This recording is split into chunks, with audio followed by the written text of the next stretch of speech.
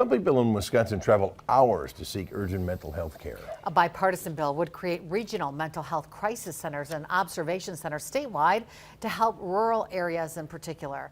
Holly Brantley live in our Fox Valley newsroom with details about this legislation and how local mental health professionals are reacting to it. Holly. This week, committees in both the Senate and Assembly got a closer look at this bipartisan legislation. I spoke with mental health professionals in Northeast Wisconsin today who say the need for care is great. We have not had the resources available to get people connected. Jesse Heffernan, founder of Helios Recovery, speaking on the state of healthcare in Wisconsin. He says there are promising aspects of Senate Bill 462 and Assembly Bill 467, new legislation requiring the state's Department of Health Services to have a process for treatment facilities for people with mental health or substance abuse disorders. I feel confident with the number of peer workers that we have, the folks that are involved with mental health, the facilities, the great organizations we have like the NAMIs and the Mental Health Americas, to be able to help guide and steer these things, as well as the peer-run respites that will be able to meet the demand.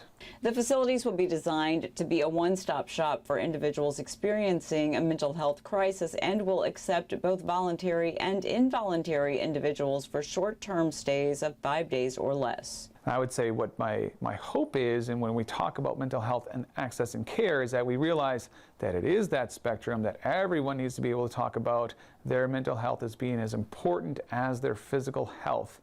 Supporters say this would cut down on the amount of time someone in crisis would spend with law enforcement and would get them into care faster, closer to home. We also spoke with Paula Verrett, director of National Alliance on Mental Illness, Fox Valley. So many different resources that could be added.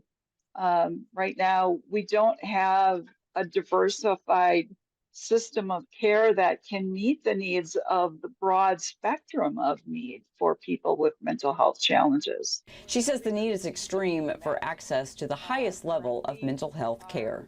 Our crisis system is in crisis. 988 was a step in the right direction. However, it is far from there.